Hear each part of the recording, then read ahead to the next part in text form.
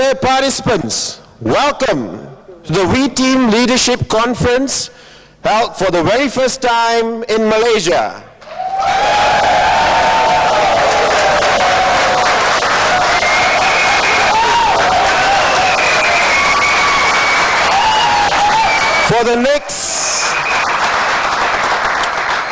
For the next 3 days, we will go through the basic training program of We Team International, and it gives me great pleasure to present to you the trainer, the key speaker for this conference. Ladies and gentlemen, I'm proud to present to you Mr. Jose S. Fabregas.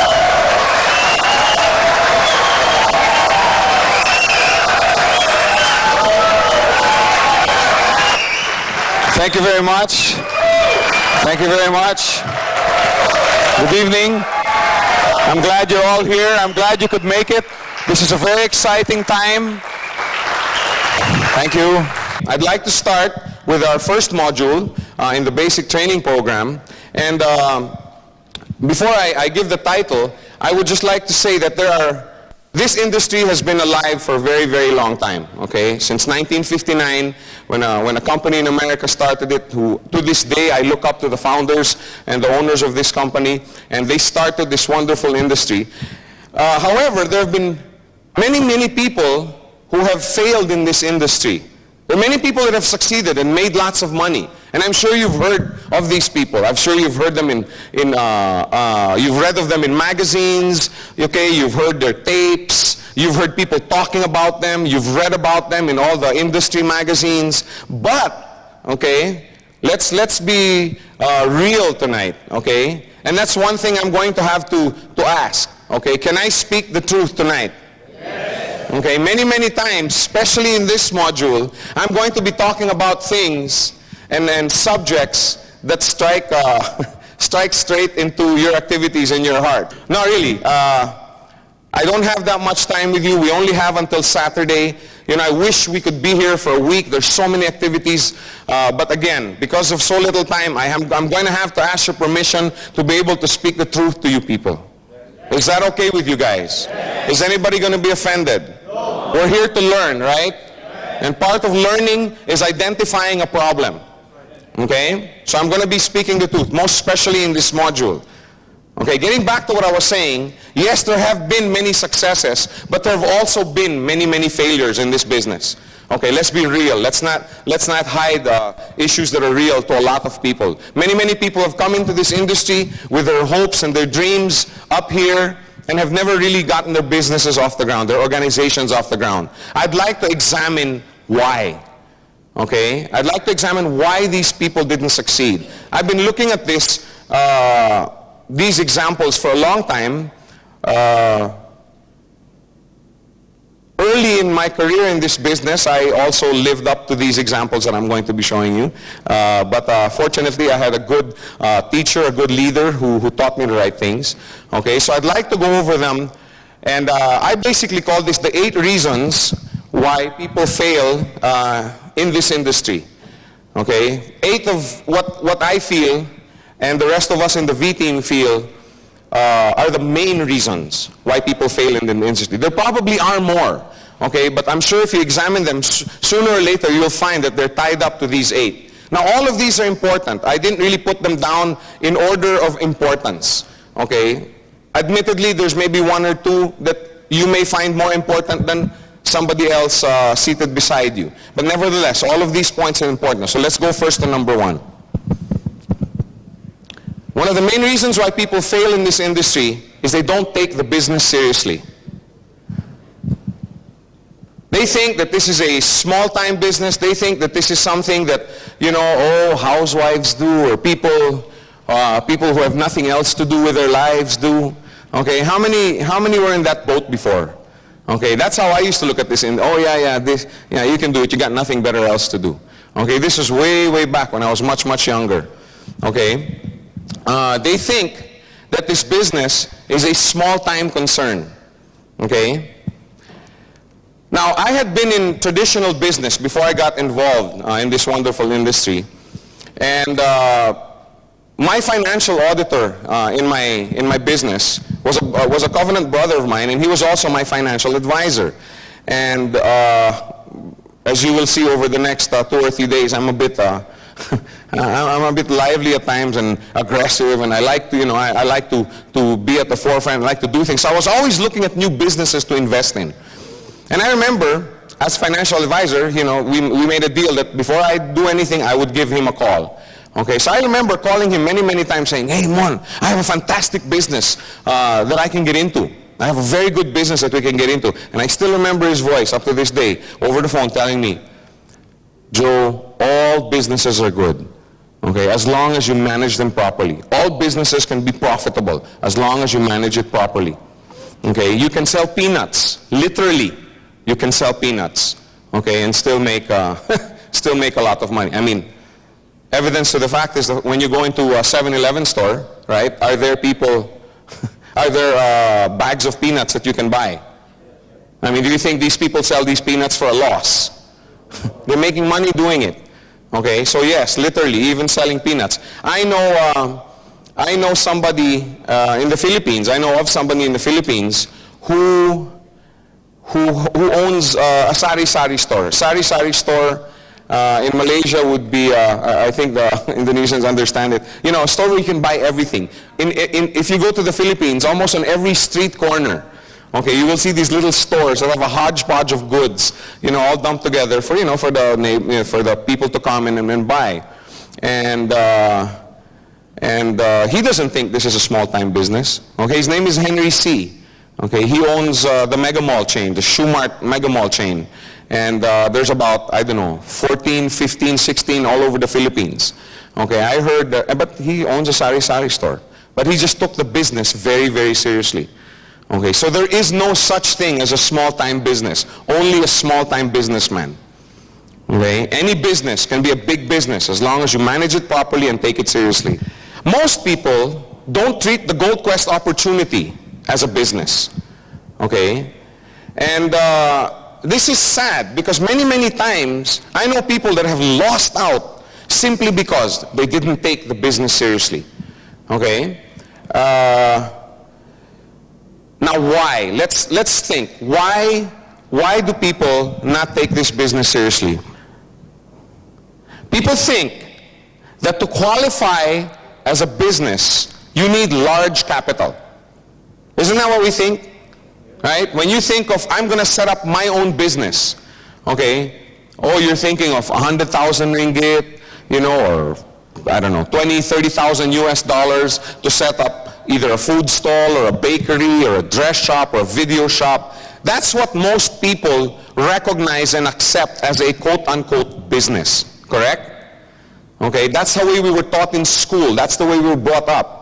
So when somebody comes to us and shows us an opportunity where we can earn business type of income, okay, which you can in Gold Quest and many, many other companies, because the capital requirements are so small, okay, people don't recognize it as a business. They don't treat it as a business. Many, many times, people don't treat this opportunity with respect simply because the only thing that you have to do to get started in the business is make the purchase of a coin or a coin set. But now, does that seem like an act of doing business? No, it's like going into the store and buying a TV set or going and buying a pair of shoes or a necktie. It's the same thing. You just buy a gold coin. However, because of the opportunity and the marketing plan, you're also able to go out and through the referral program, okay, earn a very decent income. And believe me, some of the incomes are decent. Yes or no? Many people participating in this business, okay, have the frame of mind that goes something like this. I'll try it. If the business does well, I'll take it seriously. How many have ever heard that before? Huh? From your friends, okay, I'll try it. If it explodes, right, then I'll take it seriously. We used to think that way before. Okay, great. That's fantastic. No, not because you used to think that way, but because you don't think that way anymore. Okay? Now, having that frame of mind is like a businessman, okay, saying, I'll invest $10,000 in a bakery or a dress shop, whatever. If the bakery does well, then I will take it seriously. If you put $20,000 into a bakery, would you go away and say, you go ahead. If that makes money, then I'll take it seriously. Would that business make money? No. Nope. No, you take it seriously first. You take it seriously first, then the business will make money. Okay? But again, people don't think that this is a business. What I'm trying to say here, folks, is don't take it for granted. Don't think, okay, that just because you've purchased a coin, that's it. That's the most you can get out of Gold Quest, an Olympic set, or a papal coin, or a dragon coin. There's a lot more. Take it seriously first, then it will prosper. The Gold Quest business must be treated like any other business, seriously. Okay? It's not going to move if you don't involve yourself in it. Okay? So don't be the type of guy that's going to be talking to people about Gold Quest and tell them, no, you don't have to do anything. Okay? Don't be. In fact, I have how do you call this? A friend who starts her presentations. Yes, I'm going to show you a business, but before I show you the business, I want to explain that there's going to be a lot of hard work. You're going to experience a lot of rejection. You're going to experience a lot of disappointment. You're going to have to learn how to get over that disappointment. Sometimes it'll be depressing. How's that for a start? Then she says, would you like me to continue? Because if you're not willing to go through all of these, then let's not talk anymore. That's how she starts. That's how she starts. I know that's a bit contrary to the way some other people start, with the, oh, you don't have to do anything, oh, No. You let people know this is a business. You have to take it seriously. The only way you're going to make it prosper is if you get involved. I remember my grandmother always used to tell me, the best fertilizer for a farm is the farmer's feet. There's some of you who are looking at me like, you have to actually walk the farm. You have to be there. You have to plow. You have to plant. You have to fertilize. The best fertilizer for a farm is the farmer's feet. If you expect this business to take off, if you expect others to take you seriously, you must take the business seriously. Okay, number 2, doubt is a big killer of this business. Okay? This is a faith business, like any business. When you open up a restaurant, you have faith in your recipes, in your chef's ability to duplicate these recipes and churn out the good food every day. You know what I'm saying? And finally, you have the faith, okay, that your food is so good that people will talk about it and refer people into your restaurant. So, you know what I'm saying? Business is a faith endeavor, okay? It's no different with Gold Quest. It's a faith business. Now, when a businessman starts his business, is he making money right away? No, he's not. Right? But he has the faith that he will. Now, it's very, very important. Also here in Gold Quest, when you started, did you have 2,000 people in your organization? Did you already have your weekly checks and cycle coins coming in? No, but you saw the plan, you saw the feasibility of it, you saw others succeeding in this business, and you say, I have faith that I can build this business the way so-and-so has, right? That's why we came in. And it's this same faith, it's this same conviction in the business that helps you discuss this business with other people. Doubt is a killer, okay, because it eats away at your faith. That's why when you are new in the business, okay, or if you have somebody new in the business who's in your organization, always warn them, stay away from dream stealers. There's many of them, believe me. They're what we call dream stealers. How many of you have met these kind of people? Oh, you know what? In 10 years, if I build this business properly, then... Oh, you'll never amount to anything. Oh, yeah, right. Oh, right? They're all over the place. Really, stay away from people like this. Stay away from them. If you're presenting the business to someone and you're a newcomer, don't get into arguments. And pass this down. The moment somebody starts to argue with you, okay, then just say, I'm sorry, no offense. Okay, I was hoping that you'd be interested in a very, very good opportunity that's been working for people. But hey, if you don't like it, great, let's go play bowling or something. Don't get into arguments unless you will be the one doing the influencing. I have seen it happen many, many, many times. Where somebody will come in all on fire. Whoa! Cycling every day. I'm not talking about bicycling. And then he comes and he talks to his uncle. Uncle, guess what? Oh man, I have friends who got burned in that industry. Oh, did you know that there's 3 companies like that closed? Really? What? Oh, but you know, this company is different. No, it's not. They're all the same. You know, look at the directors. Look at them. Look at them. Shows them the profile. And this guy who was excited a few minutes ago walks away. You know, maybe my uncle's right. Maybe I made a mistake. The moment you get in front of somebody like that, oops, sorry, no offense, I'd rather not talk about it, then just walk away. Stay away from people like that. Because believe you me, there will be people who will be like that. For every one person that you will find that will embrace the vision that is Gold Quest, you will find 20 others who will tell you, you're nuts.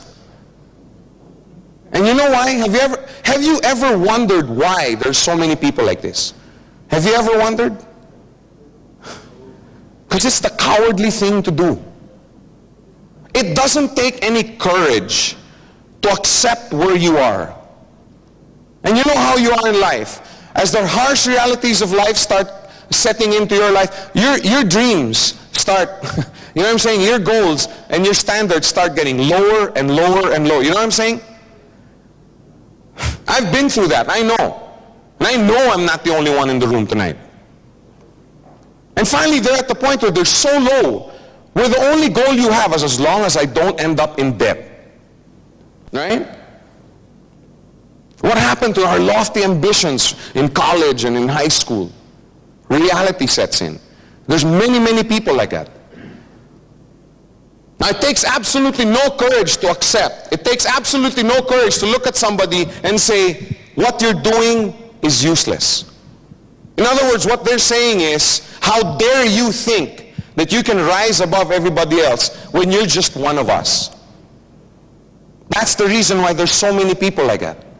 They've just resigned themselves to the fact that, oh, this is as far as I'm going, and I might as well learn how to live with it. I might as well learn how to be happy. I might as well learn to accept my fate. That's why there's so many people like that. It takes no courage. It takes a lot of courage to do what you guys are doing. It takes a lot of courage to say, I'm sick of the system, I'm sick of financial worry, I'm sick of somebody owning my life, I'm going to do something about it. And you know why it takes a lot of courage? Because when you don't achieve it, it hurts. Doesn't it hurt when you dream for something and you don't get it? That's why it takes a lot of courage. Those people would rather not dream anymore. And that's why there's so many of them out there. Stay away from people like that. They will sap your spirit, they will sap your energy. Hang around the people that are rabid about Gold Quest. Hang around the people that stay in the office until 4:30 doing the business. Always remember the SW principle. Some will, some won't, so what? Someone else is waiting. I walk away from some meetings going SW to myself. Some people will come in, some people will see the vision, some people won't. So what? Don't take it personally. Go to the next guy. This guy doesn't see the vision and the opportunity, so what? Go to the next guy. But let me tell you one thing. Just the fact that you're going around getting a bunch of no's, okay? Believe me, once you start succeeding in the business, all these people that used to say no, when they see you taking your family out more often, right? When they see you coming home earlier to your children and to be with your wives and your husbands. When they see you driving a new car, they're going to say, wait a minute, what's this guy up to? Oh yeah, remember the business I was talking to you about? In other words, what I'm trying to say is don't be afraid of no's. Don't be afraid of people telling you no. Because as you succeed, okay, as you succeed, more and more people are going to look and say, hey, it really does work. Another principle that's not here is money is relative. The more money you have, the more relatives you have. No, I was just kidding. What I'm trying to say is, but you know, I mean, let's face it. There's different sets of rules for people, right? We have some wacko out in the street, you know, who's crazed and everything, and you know, he eats 10 million hot dogs a day with peanut butter on them. The guy or beggar say, look at that crazy old fellow, right? But if the guy lived in IOI, which is a very nice a posh place here in Malaysia, no, he's not crazy, he's eccentric. Right? You know, everything changes, but that's the way it is. Once you start to succeed, people take notice. People take notice. They say, hey, what is this? What is this guy doing? What is he doing that I'm not? That's what I'm saying. The more no's you get, the more people are going to be watching you. How many have people watching them right now? How many? If you can't raise your hand, that means you haven't talked to enough people. Really. Nobody has 100% success rate. The reason I want to point this out is that so you don't get discouraged. I always talk about the money that I made as a customer. There's some of you that know. I made 15,000 US my first 4 weeks as a customer in this business. And I talked to 2 people. I referred 2 people. Ferdy on my left and my cousin on my right. We'll talk about that tomorrow in more detail. But I never talk about the 50 people that told me I was nuts. I never talk about the 50 people that told me this company would never make it. I never talk about the 50 people that told me this company would run away, etc., etc., etc.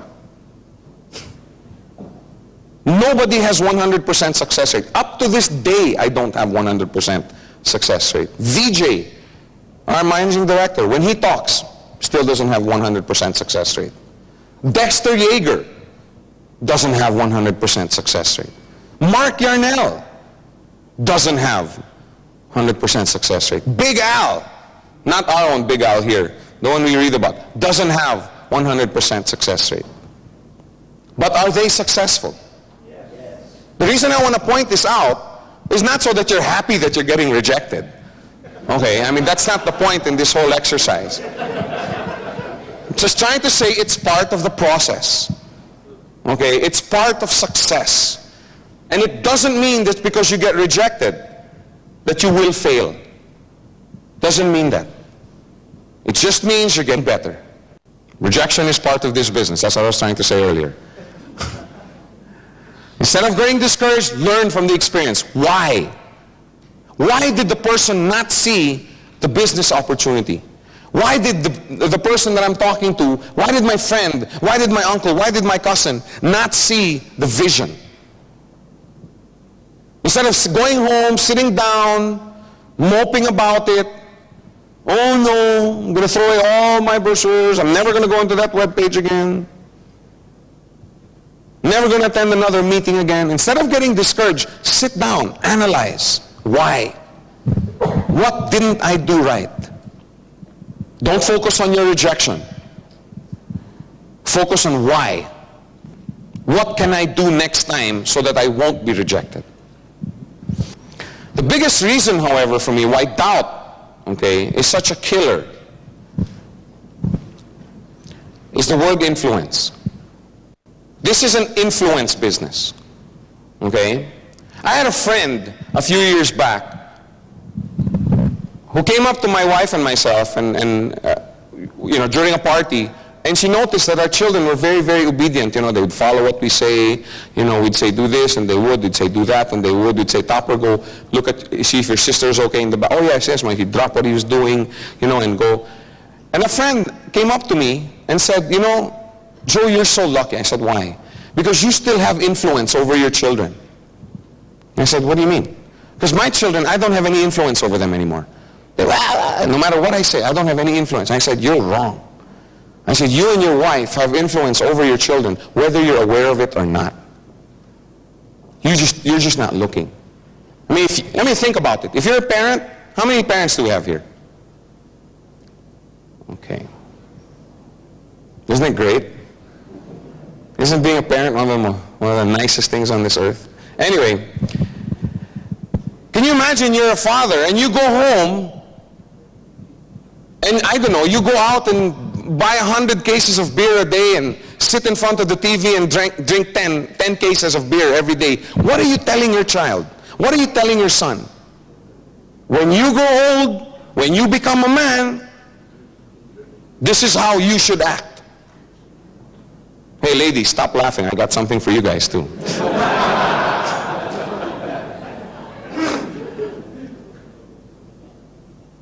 When you're at home as a wife, they're going, uh-oh. And your husband comes home after a hard day's work, and you're there, why only now? I told you to go to the grocery. I'm not going to cook dinner for you. You go and...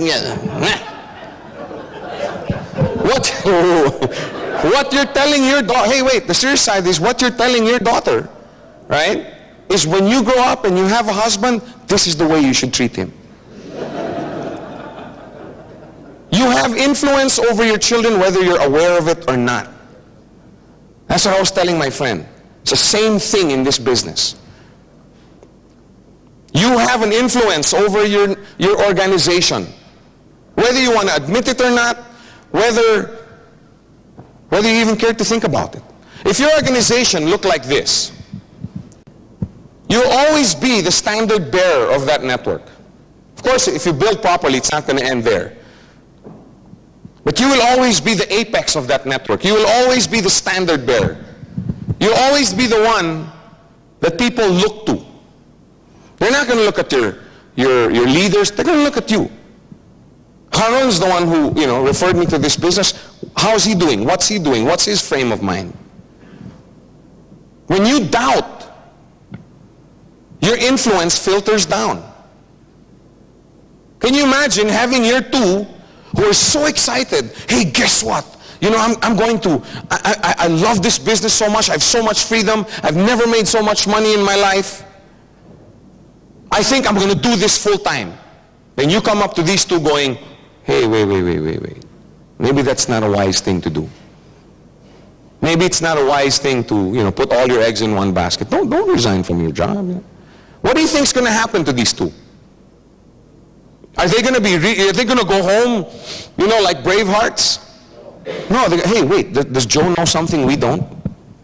Does he know something? Or wait a minute, maybe, you see what I'm saying? So what do you think they're going to tell their leaders? Hey, wait, we better have a meeting. I mean, we should meet with Joe. There's something wrong here. Why? What do you mean there's something wrong? Oh, we were thinking of doing this full time and Joe discouraged us from doing it. Oh my gosh, we better tell our leaders too. You see what I'm saying? That filters down. You influence your organization whether you're aware of it or not. The only question, folks, is, are you a positive influence or are you a negative influence? Think about your activities the last 2-3 months. Have you been a positive influence or have you been a negative influence? Remember I said, some of the stuff I'm going to say is going to hurt a little bit. What seeds have you sown the last 2, 3, 4 months?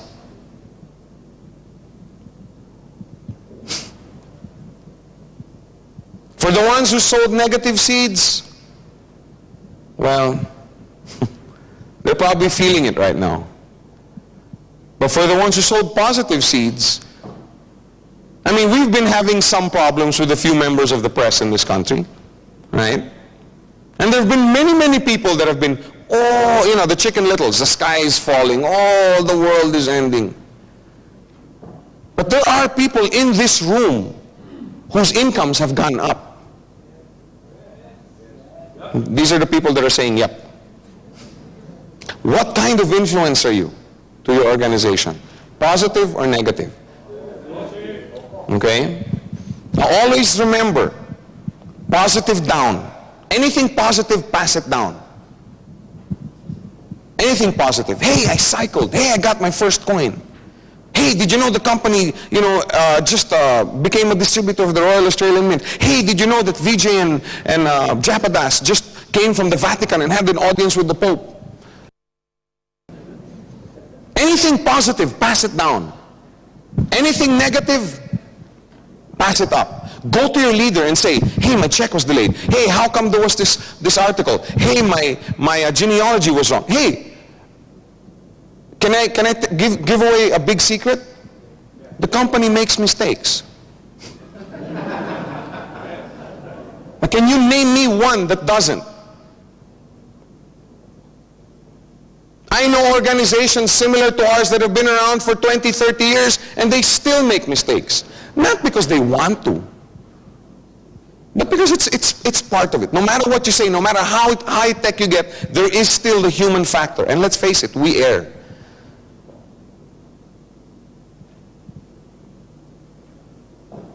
If you think that by joining this organization that there will never be a mistake made, well, you're going to be set up for disappointment. But one thing I think we can all attest to is the mistakes are getting less and less as this company gets older and older. Thank you.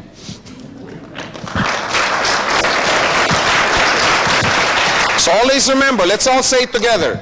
Positive down, negative up. Anything negative, take up to your leader. Take it up to a director. Take it up to one of the staff if you have a representative office where you are. Number 3, they don't invest time to be trained to master the business. They don't invest in time.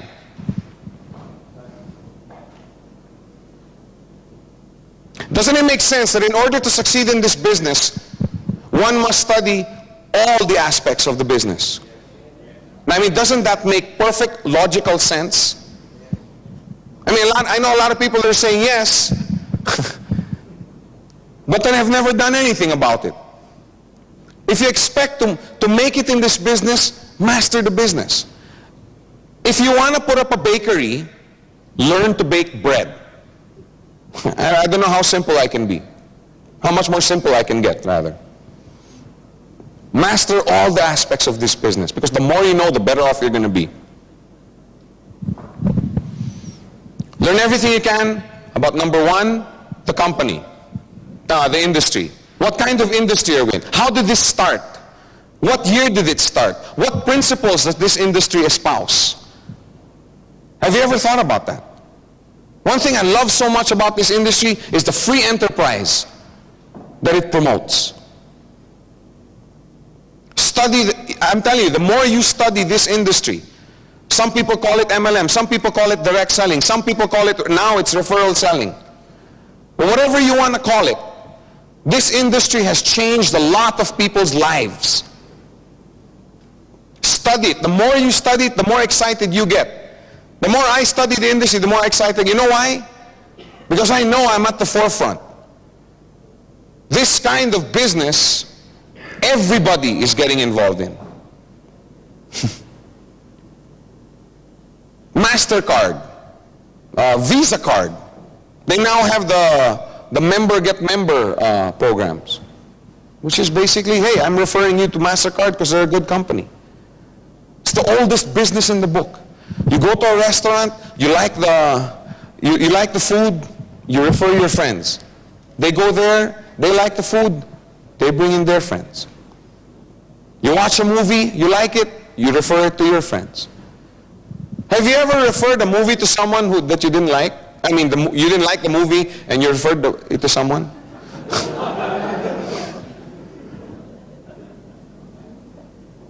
This industry is fascinating. There's books you can read about it. Hang around people that have been in the industry a long time. I used to spend a lot of time as a neophyte in this business, hanging around with leaders, just sitting down, milking them for information. Learn everything you can about the company that you're doing business with.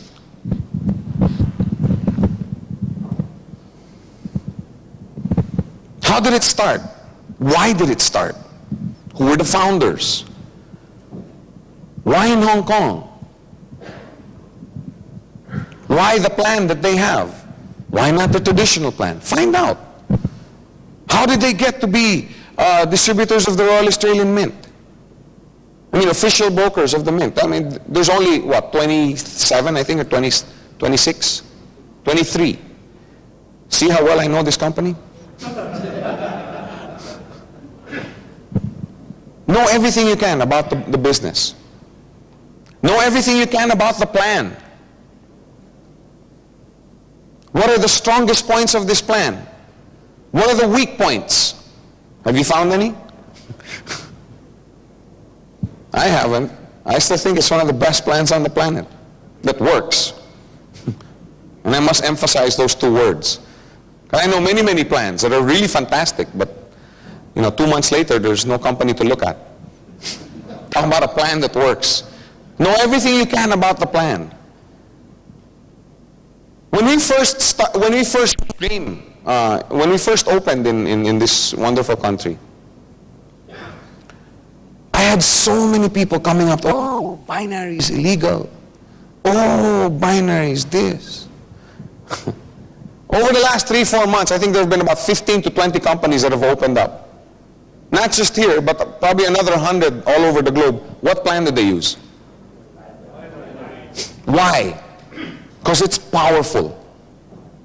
It's powerful. It's duplicable. It's profitable, both for the company and the customer. So find out more. Find out everything you can. The more you know, the better you can represent your business. The more you know, the better you can defend the business. Have you ever had to defend your business? Doesn't knowledge help? The more you know, the more confident you are. There are many, many people that won't do the business simply because they're not confident. Hey, leaders, if you have people like this under you, they're calling, make them confident. Sit down with them, train them. Help them learn more. The more they know, the more confident they're going to be. It's the same with you. The more you know about the business, the industry, the plan, the more confident you're going to be. Have you ever met these people? They're really, really shy. They never say anything. They don't talk. But you talk about computers with them and they can talk for 5 days. Have you ever met people, or crocheting, or golf, or whatever it is that they're confident in? The only reason people are shy is they're not confident to talk. The more you know, the more confident you are. The key to sustained growth in your organization is training your leaders. How can you train your leaders if you yourself are not trained? Again, logic. This business is all logic. How can you train others if you don't know how? Training builds confidence in yourself. When you're confident with yourself, then you're also confident to train others. Training builds confidence in your leaders. How many here are in Ranjit's organization? Do you have confidence in your leader? Yes! That was Ranjit who said that. No, I was just kidding. Why? Because you know he knows every aspect of this business. You know that he stays up 2, 3, 4, 5 hours every night studying. You see what I'm saying? Now how are you with your people? Now I'm not just singling out Ranjit. There's Tony, there's Ronnie, there's Isa, all of these guys. The reason that they're leaders is because their people have confidence in them. Now are these guys idiots? About the business? No, they know everything about the business. To Do not deprive yourself of the privilege and fulfillment of impartation. This is a business of impartation. And I'm telling you, it is extremely, extremely fulfilling. One of the things I love so much about this industry, I've been in for 10 years. I've been with Gold Quest for 2 as V-Team. And I'm telling you, even the 8 years, the one thing that I loved about it, aside from the income that I get, of course, is the fact that the people that I have around me, the people in my organization, both up and down, have changed as people. Have you not changed because of this business? Yes. Have you not become a better person? Have you not become stronger, more resilient? Yes. Don't deprive yourself of that. Because I'm telling you, it's so fulfilling to be able to impact somebody's life. It's so fulfilling to be able to sit with someone who otherwise would have given up in life, at least in the financial aspect. Up to now, I still get a big kick out of this. I still get a big kick about coming into a meeting, whether one-on-one or a big meeting, to present the business. And you know the look that some people have? You know this countenance? You know these people that have given up in life? Remember the dream stealers I was talking about? They have a certain countenance. And I'm saying they may still be like, but they have a certain countenance in their spirit. And you can see it, you can identify it. And I get such fulfillment out of presenting the business to someone and see literally before your eyes, his eyes waking up. Has that ever happened to you? Isn't it great? That's what I mean, to impact somebody's life. To sit down with somebody who's discouraged about the business and telling him, bro, it's because you're doing this wrong, you're doing this wrong. You know, if you just did this, look, this is what happened in my organization. Sit down, train the person, and you'll see that person wakes up. That's what I mean. Don't deprive yourself of that experience. Impartation is one of the nicest things about this business. So take training seriously. First, you train for you. Then later on, you will be training because you will be training somebody else. Don't think that just because you go to this training seminar this weekend that you're all going to be experts. It's going to take a little time. That's why with these VCDs or VHS or whatever it is, whatever format you purchase. Another reason why people fail in this business is they think this is a get-rich-quick scheme. They think they come in and the next day they're wealthy. And I hate that. Because that's not what this business is. Now, if you were a farmer and you wanted to plant a kernel of corn, you start with one kernel, right? Then you plant it. Now when you plant that kernel, do you sit there the next day and... No. You must first plant it properly in fertile soil, aerate, rotivate the soil. Then you have to water and fertilize the plant. Then you have to take out the weeds around the plant. In other words, there's a lot of work that goes into it. And finally, when the plant gets about this high, does that mean now that it's time to stop? No. Why? Because you have investment in that plant already, and it can still die. After some more rotivating and some more fertilizing, now there's more birds to scare away. However, after all of that, when the plant matures, what happens? From that one little kernel, after all that work, after all that effort, comes thousands.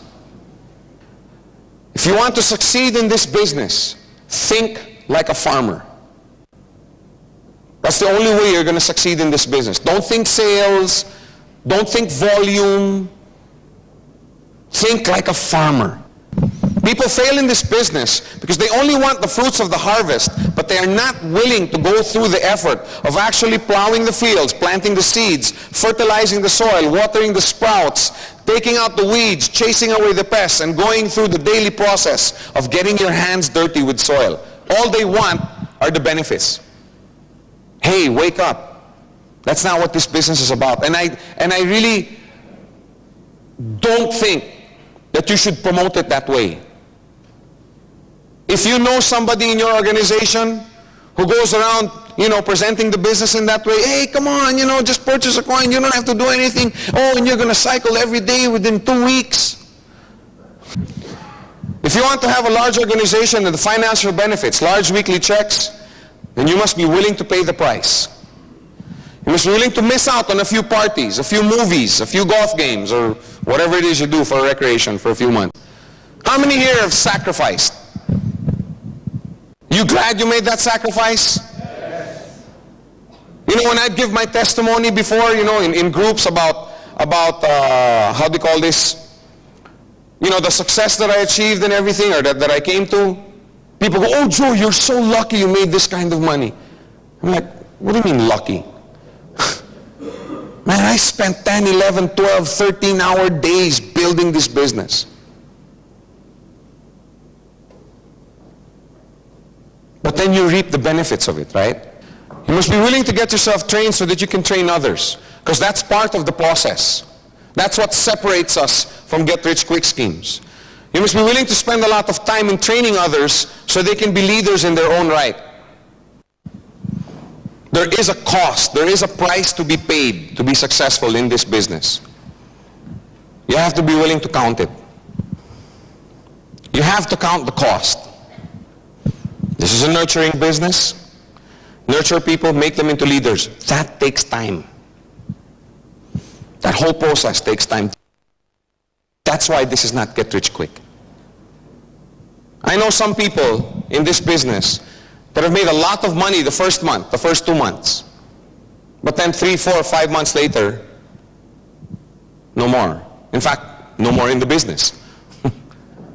On the other hand, I know people that didn't earn money their first week, their second week, their third week. But then they qualified for their coin. 2 weeks later, they get their first check. 2 weeks later, they get another check, a little bit bigger. 1 week later, they get, you know what I'm saying? These are the guys that I enjoy watching, because these guys do it right. They don't think volume, they don't think sales, they think training, they think nurturing. That process takes time. This is a get-rich-sure, not get-rich-quick scheme. There is a world of difference between the two. Okay, learn how to point it out, even in your presentation. That's why I like that lady's presentation so much. Because right away, she comes right out and says, this is a lot of hard work, this is a lot of painful experience that you have to go through, rejection, disappointment. Are you willing to go through that? Because if you're not, then I'd rather not talk. I'd rather not present the business to you. That's why her leader asked.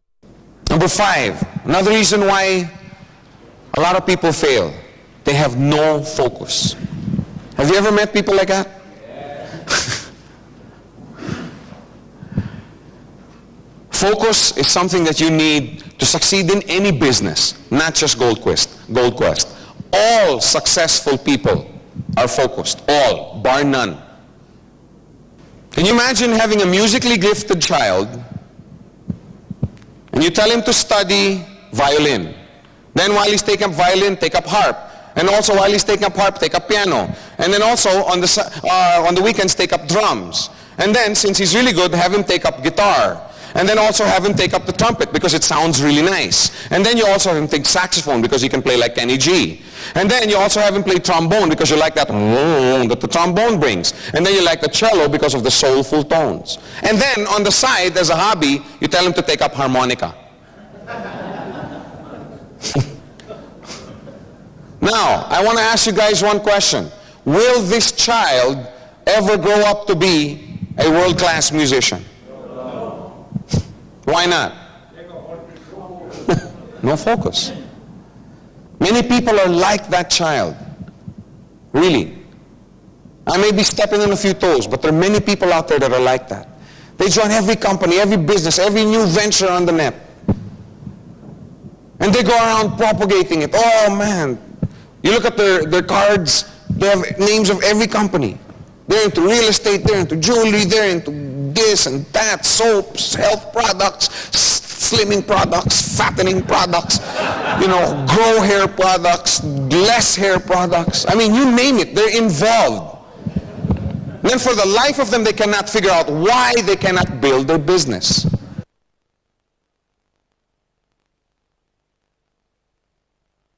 If you expect to succeed, focus. You have to learn to focus. The number one rule of warfare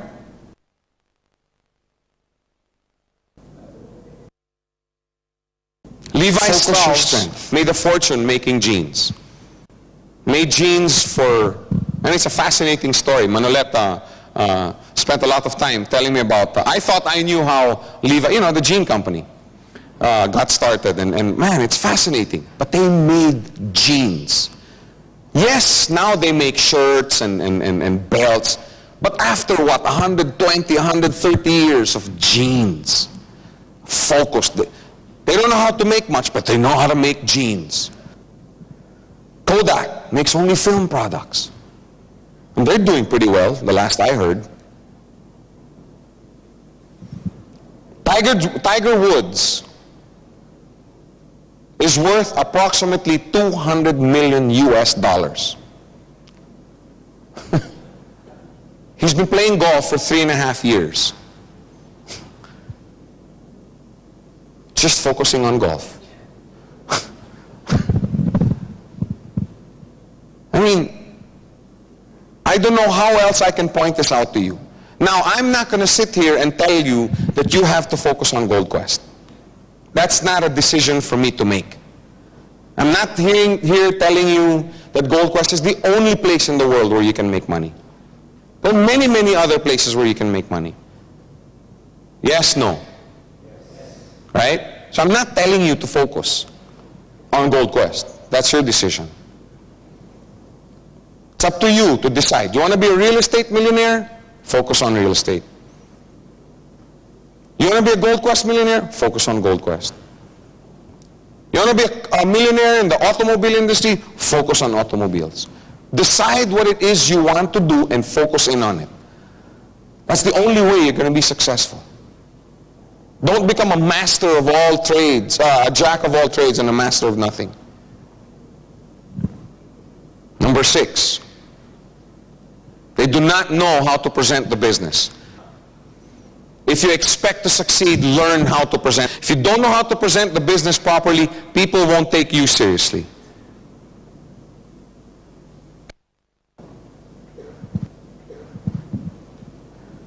All big earners in this industry know how to present the business. All. Bar none. The business. Can you imagine going up to someone, oh, you know, you should see this business. Oh man, it's fantastic. You just buy a coin, you know, and you can partake. Oh, it's can you tell me about it? Well, you know, I don't know too much about it. Hey, can you come to a meeting? If that's the way you expect to make your business grow, in the beginning, yes, when you don't know. But I mean, don't be this way 6 months after joining. If you only invite your prospective customer to a meeting instead of sitting down and presenting the business on your own, 2 things are going to happen. Number 1, they'll think that the business can't be that good. You know why? Because if the business were good, then you'd be able to present it to me. If you don't know how to present it to them, they'll think you're playing a numbers game by just inviting as many people to a meeting and hoping that a few will sign up, right? On the other hand, if somebody takes the time to sit down and present the business to you, and he knows all the aspects about the business, he answers all your questions, what do you say? Whoa, this guy got hit really bad by, he really wants to do this business. He's really serious about this business. All of that happens in somebody's mind when you do or don't present the business to them. That's how important it is. If you know how to present, you can bring the business anywhere. You can expand your business at your own rate. There are business meetings and business previews in hotels, okay? There are some leaders that have it at the offices. And I'm not trying to say don't learn from it, don't use it to help your business grow, but don't let that be your only source. Learn how to sit down and make a presentation to someone. Show them how serious you are. Know your plan. Know the company. Show how well you've been doing, how well other people around you have been doing.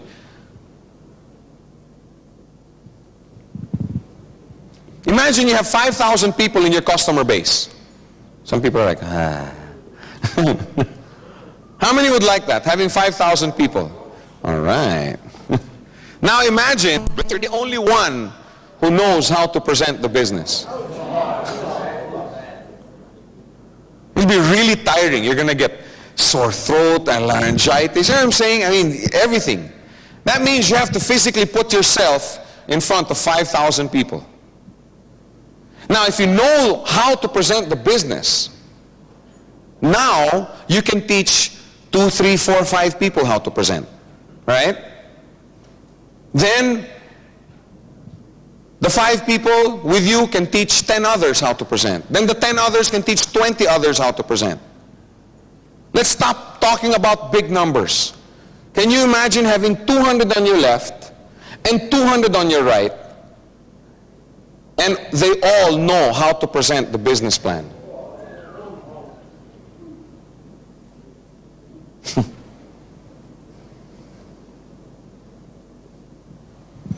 How can you possibly teach them to present if you yourself don't know how? Logically. You have to know. See, being able to present the business to someone is just one of the reasons why you should learn how to present the business. The most important reason for me is so that you can teach. So that you can teach someone how to present. Because you teach this group how to present, then they go out now and teach their group and their group. And that's what causes growth.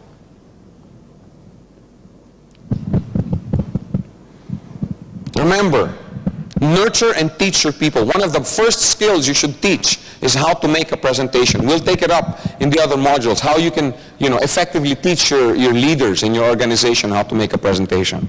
Another reason why people don't succeed in this business, they don't look at the future. They only see today. People who fail only see today. If you want to be successful in anything that you do, learn how to look at the future. Focus on what your organization will look like 6 months from now. Can you imagine what your organization will look like 6 months from now? Will it look the same as it looked today? Because I hear it all the time from so many people. Yeah, Joe, having, 20,000 on the left and 20,000, man, I can't even qualify for my coin. I have 2 on my left and 3 on my right. Yeah, that's today. Right? That's today. But what about 2 months from now? What about 6 months from now? What about a year from now? Can you imagine what you look, not what you'd look like, what your organization would look like? I know what you'd look like. Laughing all the way to the bank. Can you imagine what your organization looked like 2 years from now? I remember when I was a COSAR, up to this day, don't you want to sleep and then wake up and it's already the year 2003? Can you imagine what your organization will look like? That's what it takes to succeed. Don't just look at today. Yes, deal with the problems of today. Yes, focus in on what you have to do to make your today into on tomorrow. But keep it in mind. Your financial future in this business will be determined by what you do or do not do over the next few months. Your future is staring you in the face. We've sat here and imagined what our network's going to look like in 2 years. Can you imagine what your network or what your organization will look like 2 years from now if you did this business 8 hours a day, diligently, every day? What will your organization look like? Do you think you'd have some growth? What about 4 years from now? Can you imagine if every day, 8, 9, 10 hours a day, you spend training your leaders, sitting down, making sure they have all the training material, these VCDs, you sit down, have your meetings with them. Can you imagine doing this every day For 2 years? Hey, let me face you with some reality. 5 years from today is going to happen whether we plan for it today or not. You know what I'm saying? You may be sitting back there, oh yeah, Joe's talking about 4 years, Joe's talking about 5 years. I just worried about today. I just want to get my bills paid today. Well, yes, like I said, deal with the problems that today brings. But also sit here and realize that 5 years will come whether you plan for it today or not. That's what I'm saying. Your future is staring in the face. What are you going to do about it? What are you going to do about it? We all agree that if we do this 8 hours a day, that it's going to prosper, right? Somebody doing this business 8 hours a day for 2 years, how much would they be earning? Come on, I want to hear some answers. 1 million US dollars. Is that weekly or monthly? Who cares? It's a lot. Well, there you go. Some people say 1 million a month is too much. Some people say it's too little. 200,000 US a month. That doesn't sound too bad. 100,000 US a month. That still doesn't sound too bad. Some people in the back going, God, if I just get $400 a week, I'll be happy. Well, again, it depends. What are you doing about it today? You want to succeed, look at the future. People who fail have no vision. And we specifically do not put here people who fail in GQI. People who fail, period, have no vision. All success starts with a vision. All. Everything starts as a vision. Without a vision, people perish. Vision is what gets people going. Vision is what keeps people alive. I read this story once about this guy who went and talked to 3 bricklayers. Okay, you know the bricklayers, the guy who laid bricks. And the story, when I was reading, it says this guy interviewed him, and he talked to bricklayer A, and he says, what are you doing? And the guy said, well, I'm just here, I'm laying bricks. In other words, that's what my boss told me to do today. Then he went to bricklayer number 2, and bricklayer number 2 said, well, I'm just earning a living. I just want to make some bucks for my family. I just want to bring home the bacon. Tomorrow it can be ditch digging. Tomorrow it can, the next day it can be hammering nails. I don't care, I'm just earning a living. Then he went to the 3rd guy, and the 3rd guy, you know, just didn't want to look at him, said, I'm building a cathedral, go away. And then the story ended there. But I started reflecting, doing some introspecting on what kind of mentality did these people have? Can you imagine these A and B, the ones who are just making a living? Do you think they care what the building is going to look like 2 months from now? They don't care. They don't care if the bricks are, you know, crooked. They don't care if the mortar mix is too watery or too thick. They don't care. Because tomorrow they could be pounding nails. Tomorrow he could be digging a ditch. He doesn't care. But this guy building the cathedral, man, this guy gets out, you know, he has that, what do you call that? Plumb line or whatever. You know, so that make sure he lays the brick straight. He makes sure that the consistency of his mortar is just right so that when it hardens, you know, the brick's set properly, etc., etc. These 2 guys over here are sitting there, wow, you know, it's almost 5. It sounds like we've been here for 2 weeks. Oh, I wish the bell would ring so that we could go home. Are there people like that? Then this guy, on the other hand, saying, oh my gosh, it's already 5 o'clock. I didn't realize it was already 5. These 2 guys, when it hits 5 o'clock, they drop their tools, they go out and, I don't know, wherever bricklayers go after 5 o'clock. You know what I'm saying? This guy, on the other hand, says, wow, it's already 5 o'clock. Anyway, it's traffic, so might as well stay another 1 or 2 hours. Anyway, I'm not tired yet. You remember a time in your life when you had a vision for something? Weren't you willing to go the extra mile? They're all doing the same thing. They're just laying bricks. But are they doing the same thing? No, they're not. When these guys leave and pack up and, like I said, go where, I don't know, bricklayers go after 5 o'clock, do they look back? No, they don't care. In fact, they wish they weren't there again the next day. They wish they were hammering nails tomorrow.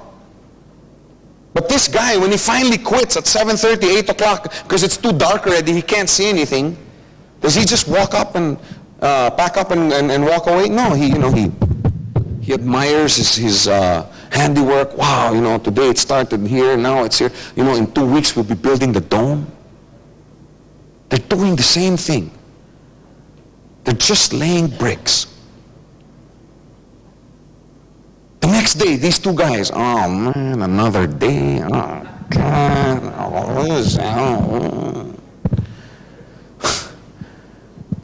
But this guy over here, he wakes up, wow, today we're putting in the dome. Gotta get a good breakfast because I need my strength. He goes there, makes sure all his tools are in place. You know what I'm saying? Make sure he rests properly. Because today they're putting in the dome. They're all doing the same thing. But that's what a vision does for you. It changes what you do on a daily basis. See, I'm not here just earning a living for today. I'm not here just to build an organization. As far as I'm concerned, I'm building a cathedral.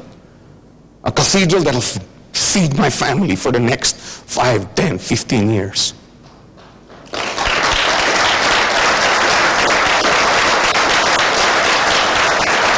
When you have a vision like that, you don't take things lightly. You're willing to pay the price. You're willing to count the cost. That's what a vision does for you. If you don't have a vision, how are you going to accomplish something? Many people never hit the target in life simply because they don't know where the target is. If you want to succeed in anything, first sit down and determine, what's my target? Where am I aimed? What am I trying to hit? You must have a vision. If you don't, nothing's going to happen. Everything starts with a vision. Everything. The Petronas Tower started as a vision in the architect's mind. You know what I'm saying? That movie, Erin Brockovich, or whatever, Gladiator, started in somebody's mind. The Mercedes-Benz that we all love today started in somebody's mind, tinkering in his garage. You know what I'm saying? Everything starts as a vision. Don't take it lightly. And I emphasize, don't take it lightly, because it's such an overused word. Every seminar you go to, vision for the millennium, 2000 vision with leaders or whatever. I mean, it's so overused. Go home, think about it. Introspect. Do I have a vision? Do I know? If I'm an arrow, do I know what target I'm trying to hit? Because your vision will be your leader. That's what's going to motivate you. That's what's going to, They were saying that some directors stayed up till 4:30 last night working on some of the technical aspects, and others with me, who I'd like to thank, by the way. You know why? Because we have a vision for what we're doing. We're willing to pay the price. If you don't have a vision, nothing's going to happen. Many people fail because they have no vision. And you know what? As a bonus, when you have a vision, people follow. Right? All the great leaders in the past, why were they followed? Because they were visionaries. Haven't you ever heard that word before? Visionaries.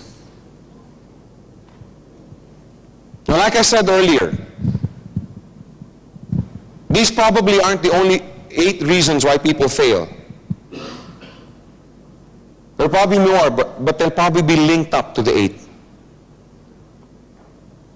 As long as you make sure that you avoid doing these 8 pitfalls, you stand a greater probability that you will make it in this business. Now, I want to stress at this point before I close, these are pitfalls. These are 8 reasons why people fail. Okay? Don't do them. Do the exact opposite. Okay? I just want to make that clear. Because somebody told me, Joe, why are you focusing on negative? No, I just want you to know what to avoid. Take the business seriously. Don't doubt. Keep your faith levels high. Train yourself more. You can never get enough training. Believe me, the day you feel that you don't need any more training, you're dead as a leader. Learn how to present the business. Learn how to focus. Learn how to have a vision. Learn how to determine what this business really is. It's not a get-rich-quick scheme. It's a business for the future. Do the exact opposite of this 8. And you will have a greater chance of making it in this business. Thank you very much.